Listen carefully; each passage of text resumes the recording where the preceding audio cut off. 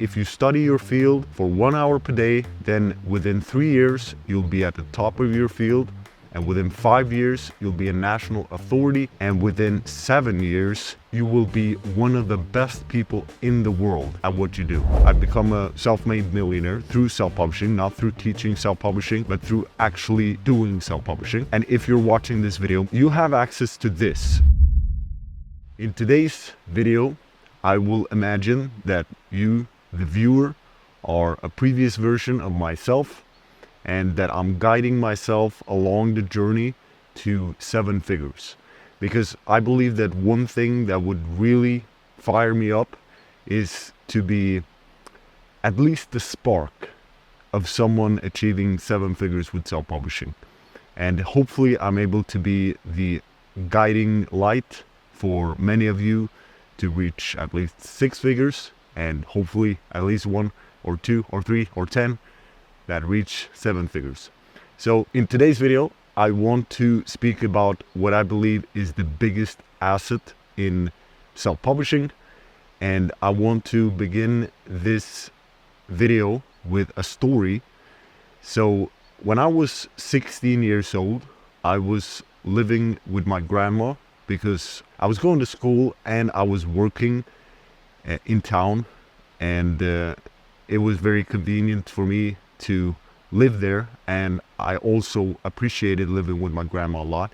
And she taught me a lot of things and instilled a lot of values in me, which I didn't realize at the time, but looking back I can see the impact that she had on the way I see things and the way I operate. And probably she has impacted not just me but the people around me as well. And I remember seeing her, for example, she was very disciplined. She would get up at the same time, go to bed at the same time. She would make her bed. She would go to church every Sunday. And she won the Swedish championship in hurdles when she was younger. And she always had a positive outlook on life. I don't ever think I heard her complain about anything. So we had great moments. For example, when I came home from work, there I was working in the call center late in the evenings, and when I came home she would usually drink coffee late at night. So she would tell stories, or rather I would ask for stories, because I realized that she has a lot of interesting stories about the past, about my ancestry, that I might not be able to get access to if I don't ask her.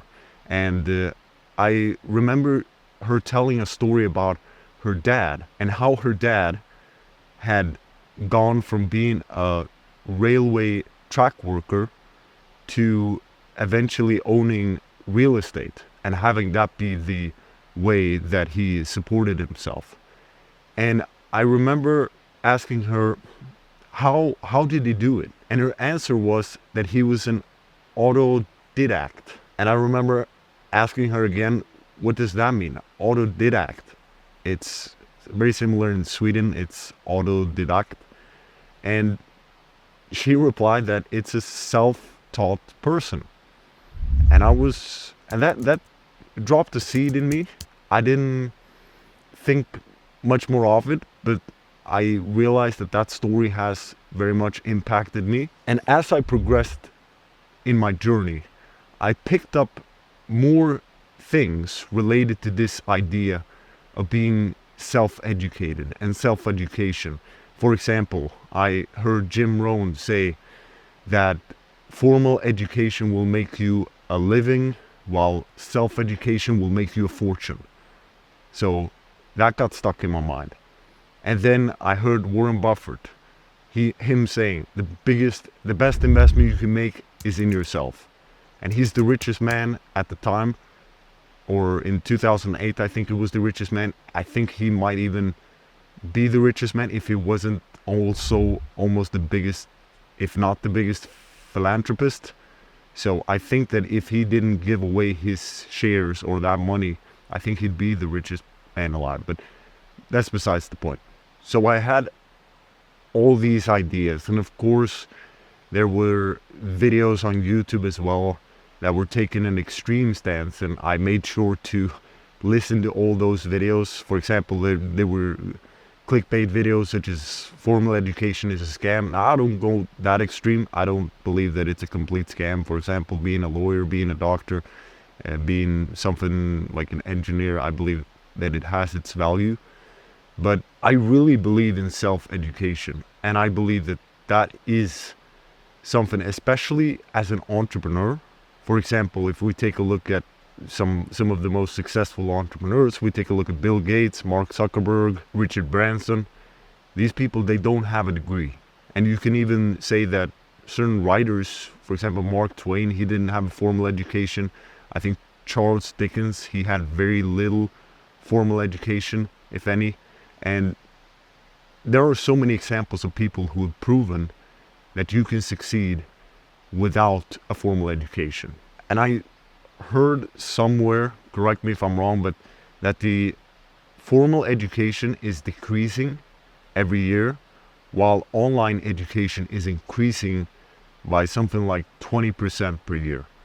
So people are realizing that I don't need to go through years in university and rack up a lot of debt, maybe even $100,000 in debt in some cases. I don't need to go through that to make money. And I think that's especially true with entrepreneurship. For example, at one point I studied a business course in university at a distance. So I was using that as a way to fund my business journey so I could keep reinvesting in the business. And I remember reading this book, and it said something like, we don't know if strategies are effective. And I remember writing in that essay that I believe this is completely false. Of course strategies work. If you do a certain thing, that will lead to a certain outcome. And I remember the teacher of the class, he didn't give me any bad grades or anything because I criticized that idea in the book by these experts. That's the thing. You can listen to me. For example, I'm a self-made millionaire in self-publishing. No, I don't have $1 million personally to my name, because when you have money, you realize that you want to place them in assets, and that's how you want to have your money, because if you have everything in a bank account, then that's no good. Inflation will eat it up. So, but I've done this in self-publishing. I've become a self-made millionaire through self-publishing, not through teaching self-publishing, but through actually doing self-publishing. And if you're watching this video, most likely you're into self-publishing.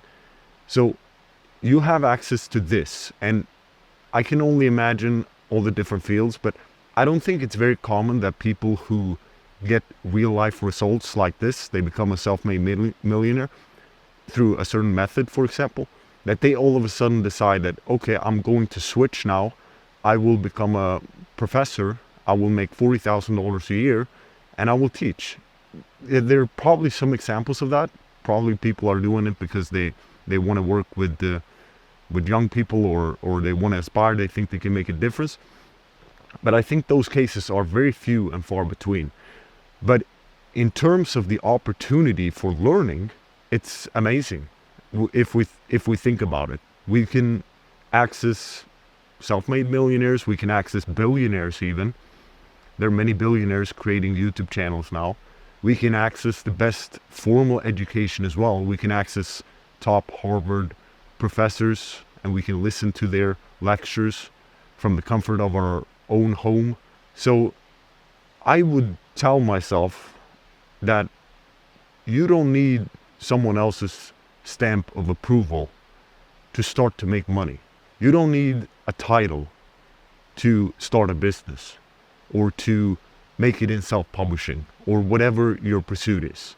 So I'm thinking back at my great-grandpa, and I'm thinking, where would he be if he had the opportunities that I have access to now? I think he would probably be very, very far ahead, because if I think about it, this was the late 19th century. So there was no book like Rich Dad, Poor Dad during that time. So he really did something that is quite extraordinary in my opinion, because back in the days, the rich people, they kept their knowledge. You couldn't access certain information, but now the information is out there. You can gather the knowledge, both through learning, so doing what you're doing now, watching videos, and practically. So let's go in a little bit more practically. Okay, we know the importance of self-education. How do we put it into practice? So one quote that I like is, give me 6 hours to chop down a tree, and I will spend the first 4 sharpening the axe. So it's by Abraham Lincoln. And I believe that that quote tells us the importance of learning before we pursue something. So for example, if you're writing a book, which I think many people have done, including myself, but you haven't checked first, for example, if the niche is good, or maybe you've already created a title or an angle. In most cases, I think looking back at it, if you were to spend a little bit more time in the beginning learning, okay, this is what makes a good niche, this is what makes a great title, this is how I can create a great book cover, etc. If you spend a little bit of time before you start learning those different things, then I believe that the results will show. So instead of spending 20 hours writing the book, you spend 5 hours learning before you start the endeavor. And yes, it will cost you, let's say, 5 more hours. It will take 25 hours instead of 20 hours. But the foundation that you have will make it so that you're more likely to get higher results. So throughout my journey, in the beginning, it was listening to different kind of videos like this. And in the beginning, it's simple strategies that you discover. For example, I can turn my book into an audiobook and I can get an extra income stream. Or I can run Amazon ads and I can turn $1 into $2. And if I do that and I scale that, I can turn $100 into $200 and possibly $1,000 into $2,000. So it's almost like I'm printing money. And then it might be that you discover, oh, I can publish the book on this platform. And then eventually it evolves and it becomes, okay, if I use this strategy for Amazon ads, I can make more money. Or if I publish the book like this, or maybe there's a new course. For example, a couple of years ago, there was a course about a different platform that you could use, that you can publish on. Or maybe you improve by, for example, learning about copywriting, and maybe there's no good source on copywriting for self-publishing specifically. So you learn from another source that is on a very high level, for example, or you combine different general business principles and you apply that to your field, what you're doing right now. So the more information around your field that you gather, the more ideas and insights and strategies you will find. And self-publishing, it has so many different aspects. For example, we have the design part. We have cover design, we have A+. So design in and of itself, even if we don't design ourselves, then it is valuable to learn what makes a great design. For example, color combinations, or different font styles, or the image that we choose to include. And when it comes to description and also A+ content, then copywriting becomes important, and also the title. And then the manuscript itself. What makes a great book? What makes a great manuscript? What makes a great low content book or medium content book, etc. There are always improvements that can be made, and publishing is constantly progressing and improving. The books that were published in 2015, you can't compare them to the books that are published now. The quality is way higher, and we have so many more tools and resources and access to information and education that allows us to produce at a much higher level. So Practically speaking, I believe that watching YouTube videos, I think YouTube, it's the best free education that you can get. Like I mentioned, you have so many great people in different fields who are publishing videos on YouTube. Now, if you're on the side where you have less time, you have more money than you have time, then paying for information is usually the best route. So for example, this year alone, I paid 7,000, something like that, to be part of a mastermind, 7,000 pounds or something. And then it was 3,000 pounds for a course and access to one person, being able to speak to him. And then I'm part of another mastermind, and I probably bought a lot of other stuff as well during the year. So I live like I preach. I do invest a lot in myself. For example, at one point I spent thousands of dollars working with a copywriter called Jim Edwards, and I listened to everything that he had to say, the feedback he gave me, etc., as we were working on the project. So I have lived like this, and I really believe in the power of self-education. And I think that one thing that has greatly benefited me is that I'm very open-minded, meaning that if someone has the results that I want in whatever arena it is, or I can see that this person, what he or she is saying is true, then it doesn't matter if that person has different political views. It doesn't matter if I resonate with the person. It doesn't matter if I like the person. It doesn't matter. None of that matters.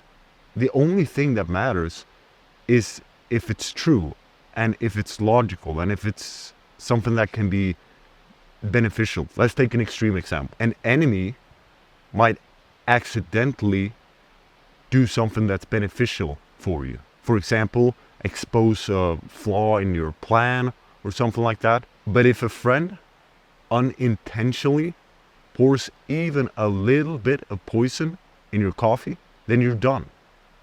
So it doesn't matter if you like the person, don't like the person. None of that matters if it's true. And that's how I see it. And I believe that that can give us a lot of power if we're willing to overcome that human fear. I believe it is a fear because we used to live in tribes. So anything that is outside the tribe's way of thinking, that could be dangerous. So it does require deliberate effort to have this kind of thinking. I sincerely hope that you've sped up this video by 1.5 or 2x speed, because I am doing this video rather unscripted. So that is one tip I have for you when you're learning, when you're consuming information. See if you can speed up the video, because then you're able to get more information quicker. Another idea that I heard, I do not remember the source, but it was something like, it's better to go to the top right away than to try to climb. So for example, imagine working in a corporate environment and you have to follow certain rules, and you might have a boss who is, in a worst case, insecure. So he will unconsciously, he will hold you back and he won't teach you everything that you want to know. And I believe that in those cases, for example, with entrepreneurship, starting a business, you're going to the top right away.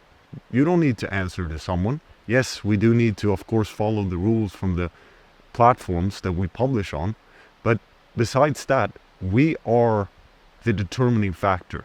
We are the one that is in control. If we don't work, then we're probably not going to see results. But if we work, and depending on what we work on, what we choose to work on, we will see results. So that is, in my mind, very empowering. So let's end this video. It's been long enough with a quote from Brian Tracy. He says that if you study your field for 1 hour per day, then within 3 years, you'll be at the top of your field. And within 5 years, you'll be a national authority. And within 7 years, you will be one of the best people in the world at what you do. Best of luck in your own self-publishing journey. Stay driven, stay hungry, and I hope we get to connect one day. Take care.